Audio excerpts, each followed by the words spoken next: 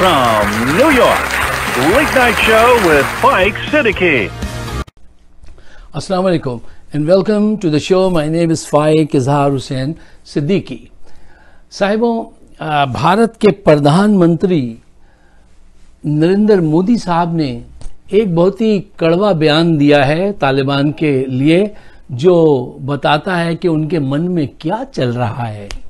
उन्होंने फरमाया कि तालिबान को कि ये असले की जोर पर आए हैं और हमेशा के लिए थोड़ी आए हैं, कुछ दिन के लिए हैं फिर चले जाएंगे। मोदी साहब ये भूल गए। मोदी साहब, आप भी हमेशा के लिए नहीं आए हैं, आप भी आर्जी हैं, आप भी चले जाएंगे। आप चले तो जाएंगे, लेकिन आप जो भारत को नुकसान पहुंचा के जा रहे हैं वो हमेशा कायम रहेगा। अच्छा, तारीख ये बात लिखेगी, मौरख लिखेगा कि हिंदुस्तान के एक प्रधानमंत्री ऐसे भी आए थे जो पहले बोलते थे बाद में सोचते थे, जो पहले तैयारा गिरवा लेते थे और बाद में राफेल खरीदने जाते थे, जो पहले 370 और 35A जो है वो उसको हटा देते थे, फिर सुप्रीम कोर्ट के जजेस से खुफिया मुलाकातें करते थे और कहते थे भैया अब इसको वापस लेने की कोई वजह बताओ, क्या करूं मैं। लिखा जाएगा, तारीख लिखेगा ये सारी बातें कि मोदी जी ने योगी आदित्यनाथ को इतना स्ट्रांग किया कि अब उससे डरते फिरते हैं और कहते हैं अमित शाह जरा नजर रखो, मुझे लगता है ये आदमी मुझे कत्ल करवा देगा। तो इनकी जो भी बात है वो बड़ी निराली है। अच्छा, ये देखिए तारीख में हिंदुस्तान के एक लीडर आए थे जिनका नाम गांधी था, और गांधी जी को पूरी दुनिया किस नाम से जानती थी, कैसे पहचानती थी? उनकी जहानत, उनका सेंस ऑफ ह्यूमर, उनका जस्टिस। इस नाम से वो कल भी पहचाने जाते थे, आज भी पहचाने जाते हैं, आने वाले कल में भी पहचाने जाएंगे। और मोदी साहब किस नाम से पहचाने जाते हैं? Dash dash dash, read my lips. मैंने तो कुछ नहीं कहा, आप समझ जाइए कि तारीख इनको किस नाम से पुकारेगी। आप क्या समझते हैं? तारीख में मोदी जी का नाम जवाहरलाल नेहरू, टेडी रोजवेल्ट, ठीक है ना, और कायदे आजम जिन्ना, इनके साथ लिखा जाएगा? नहीं, इनके साथ नहीं लिखा जाएगा। नफरत फैलाने वालों को यह मुकाम कभी नहीं मिलता। अच्छा, अब आइए ज़रा गहराई में उतर के जायज़ा लीजिए कि आज अफ़गानिस्तान में क्या हो रहा है। ख़वातीन व हज़रात, अफ़गानिस्तान को फेल होता देखने के लिए भारत और उसके तमाम दोस्त जो हैं, वो तमाम यूरोप जो है वो आंखें गाड़े बैठा है। वो इनको फेल होता हुआ देखना चाहते हैं। क्यों? वो जानते हैं ये बहुत पावरफुल लोग हैं और अगर ये कामयाब हो गए तो ये एक ऐसा मॉडल बना देंगे इस्लामिक उसका कंट्री का कि जिसको दूसरे ना फॉलो करें। तो ये उनके लिए, सबके लिए एक चैलेंज है और वो नजरें लगाए बैठे हैं। अब वो क्या करेंगे? वो डेफिनेटली वो ये करेंगे कि वो इनके खिलाफ साजिशें करेंगे। अच्छा, वो कैसे करेंगे?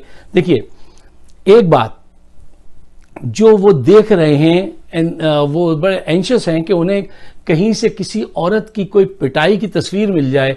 जब पहली दफा तालिबान आए थे तो उनमें से कोई जाहिल साहब थे जिन्होंने एक खातून को वो मार रहे थे, ठीक है ना।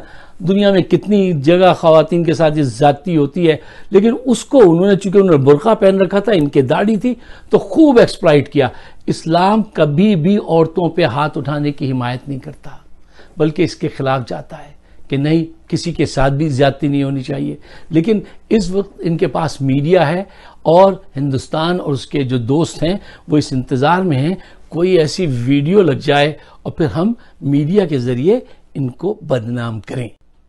अच्छा, तो मैं आपसे अर्ज कर रहा था कि वो ऐसी वीडियो की तलाश में कोई ऐसे वाकयात हों तो फिर वो जल्द से जल्द उसको ऑन एयर लाएं, ताकि इंटरनेशनल लेवल पे जो उनका एक अच्छा इमेज इस वक्त बनना शुरू हो गया है इस मरतबा, उसको जल्दी से ख़राब किया जाए। अब ये देखिए मज़ामीन लिखवाए जा रहे हैं BBC पे। एक मैं आर्टिकल पढ़ रहा था और उसमें क्या लिखा है राइटर ने, उसने लिखा है कि देखिए अफ़गान की मईशत जो है उसको बहुत बड़ा नुकसान पहुंच सकता है अगर उन्होंने वहाँ पे ख़वातीन को काम नहीं करने दिया। ख़वातीन, गौर कीजिए, ख़वातीन अफ़गान की मईशत का बहुत बड़ा हिस्सा हैं। अब इनसे पूछे कोई कि ख़वातीन अफ़गानिस्तान की मईशत का बड़ा हिस्सा कभी भी नहीं थी, कभी भी नहीं थी। मतलब ये समझ में आने वाली बात है। और BBC जैसा मोतबर जिसको हम समझते हैं, वहां पे ये प्रोपेगेंडा हो रहा है। अच्छा, औरतों के लिए उन्होंने कह दिया है कि आप हिजाब ओढ़कर जॉब पे भी जाइए, स्कूल भी जाइए, कोई एतराज़ नहीं है। जो हमारा अटायर है इस्लामी, उसको आप फॉलो करें। उन्होंने सिर्फ इतनी सी बात की है। देखिए, दरअसल ये सारे जो ममालिक हैं, ये तालिबान की अफ़गानिस्तान की आड़ में इस्लाम को भी पंच लगाना चाहते हैं कि ये कैसा क्रूर मज़हब है और इसमें औरत का ये मुकाम है, जबकि औरत को सबसे पहले जायदाद में हिस्सा लेने का हक इस्लाम ने दिया। बाप, बेटा, शौहर, भाई, सब हर लेवल पे औरत की मदद करते हैं किसी भी इस्लामी माशरे में। आप जाके देख लीजिए। अच्छा, आपको मैं एक बात बताऊं, देखिए ये बात पता होनी चाहिए और फिर आप आगे भी बताएं कि 10वीं सदी ईस्वी में स्पेन में, उस जमाने में जब यूरोप के अंदर औरत को बाइबल को हाथ नहीं लगाने दिया जाता था, कहा जाता था कि ये नापाक हो जाएगा, ये मामला गलत है, हाथ नहीं लगा सकते।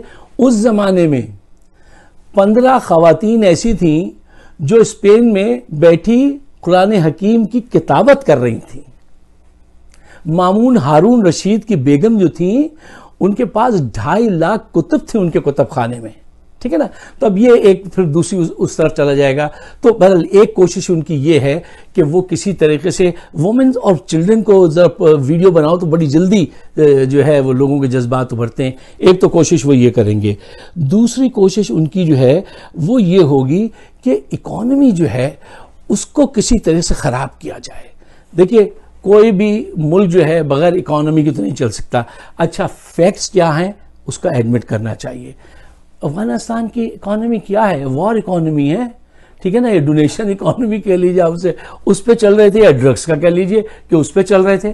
तो अभी तो वहां पे कोई सिस्टम ही नहीं है। सबसे पहले तो जरूरी है कि वो एक अच्छी मजबूत हुकूमत बनाएं, सही डिपार्टमेंट्स बनाएं और सबको साथ लेके चलने की कोशिश करें, क्योंकि अब फूट डलवाई जाएगी।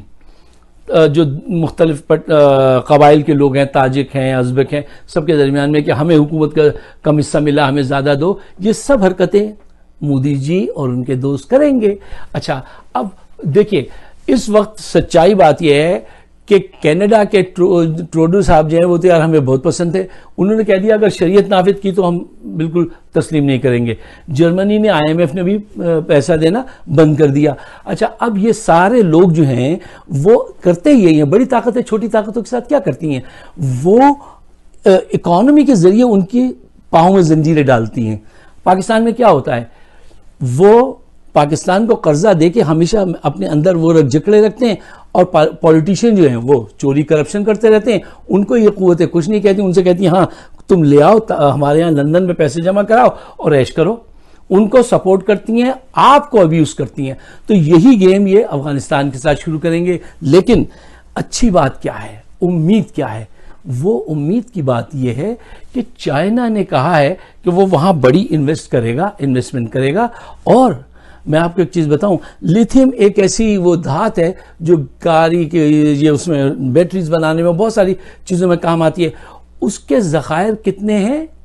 एक साहब बता रहे थे 1000 अरब डॉलर्स के ज़खायर हैं वहाँ पे, कॉपर के ज़खायर हैं, ठीक है ना। मेरे ख्याल में तेल और गैस भी निकलेगा। अच्छा, वो सब जब ये करेगा, लेकिन इसमें थोड़ा सा टाइम लगेगा। अब इस वक्त जो है वो टर्की को, पाकिस्तान को, सऊदी अरब को, सबको चाहिए कि वो मिलकर अफगानिस्तान का साथ दे। देखिए, तो मैं आपसे अर्ज कर रहा था कि ये वक्त है कि तमाम मुस्लिम ममालिक और तमाम वो ममालिक जो इंसानियत को वो समझते हैं, उनको चाहिए कि वो अफगानिस्तान का साथ दें। अच्छा, कॉन्स्पिरेसीज और वहां पे साजिश करने में भारत बहुत तेजी से आगे आएगा। देखिए, ये प्रैक्टिकल बात है, जब एक रिजीम जाती है और दूसरी रिजीम आती है तो आप क्या समझते हैं, पहली रिजीम ऐसी ही चली जाएगी, कहेगी हुजूर तशरीफ लाइए, कदम रंजा फरमाइए, ये सब आपके लिए है, आइए हुकूमत कीजिए। ऐसा नहीं करता कोई भी।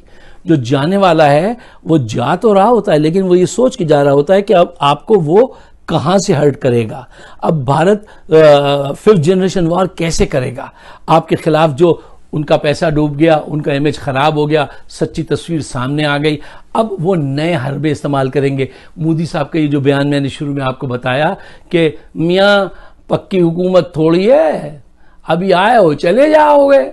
अच्छा, तो ये ऐसे ही नहीं है, यहां से आप समझ जाइए कि उनके जहन में क्या पक रहा है। इस वक्त जो बहुत भारी जिम्मेदारी है वो पाकिस्तान की है। और पाकिस्तान की क्यों है? देखिए, एक तो हमारा कल्चर उनसे मिलता है, हमारा मजहब उनसे मिलता है, और हमारा बॉर्डर 2700 किलोमीटर की हमारी वो है, उनके साथ बाउंड्री है, वो है, सरहद है। अच्छा, तो हमारे उनसे तारीखी वो हैं। और जो सबसे अहम बात है वो ये है, अगर अफगानिस्तान गिरा, अफगानिस्तान में ये नाकाम हुए, तो उसका खराब तरीन असर जो पड़ेगा वो पाकिस्तान पे पड़ेगा। दहशतगर्दी आसमान को छूने लगेगी और पाकिस्तान की इकोनॉमी जो है वो तबाह कर दी जाएगी, और इसके लिए सब यकजान यकालिब होंगे जो भी पाकिस्तान के दुश्मन हैं। ठीक है ना? तो पाकिस्तान पे फर्ज है कि वो एक काम करे, और ऐसी साजिशों का पता लगाना, उनको समझना, आईएसआई से बेहतर कौन जानता है। अगर आईएसआई से बेहतर, अगर आईएसआई इतनी बेहतर ना होती तो 75 साल में अब तक कराची 5 मरतबा टूट चुका होता, बलूचिस्तान बिखर चुका होता, सिंधु देश बन चुका होता, पख्तून देश बन चुका होता। ये आईएसआई है जिसमें ये एबिलिटी है कि वो साजिशों को पकड़ती है और फिर उनके पीछे जाती है और उनको नाकाम बनाती है। तो इस वक्त उसका बहुत बड़ा किरदार होगा, और उनको चाहिए कि वो इस किरदार को बहुत सीरियसली लें, क्योंकि अगर खुदा न खास्ता अफगानिस्तान में सिचुएशन खराब हुई, पाकिस्तान पे उसके ट्रेमेंडसली असर पड़ेगा। तो ऐसा नहीं होना चाहिए, उसके लिए दुआ कीजिए, अपने ख्यालात से नवाजिए। और अगर आप समझते हैं कि जो मेरे ख्यालात हैं वो आपके भी हैं, मैं एक चैलेंज लेता हूं, मैंने एक चैलेंज लिया हुआ है ना, अपने मुल्क की, जहां पे मैं पैदा हुआ था, उसकी बका, उसकी बेहतरी के लिए हम एक छोटा सा हम एक छोटी सी आवाज हैं, एक छोटा सा चैनल है, लेकिन हमारे कमिटमेंट है, एक चैलेंज हमने लिया है, एक्शन हम लेते हैं अपनी बातों के जरिए।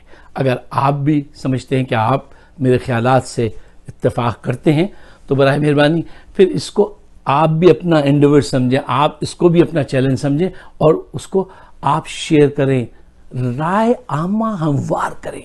ये वो दौर है जिसमें सब कुछ यहां पे है दिमाग में, और राय आमा जो है उसकी की है। अगर हमने इसको हमवार नहीं किया तो हमने कोई मदद नहीं की। हम और आप जो कुछ भी कर सकते हैं हमें कर देना चाहिए, कि इसलिए कि बड़ा मज़ा आता है ये शेर पढ़ने में कि मौज बढ़े या आंधी आए, मौज बढ़े या आंधी आए, दिया जलाए रखना है, घर की खातिर सौ दुख झेलें, घर तो आखिर अपना है। अपनी नवाजिशात से, अपने ख्यालात से ज़रूर नवाजिए। आप सबका बहुत बहुत शुक्रिया।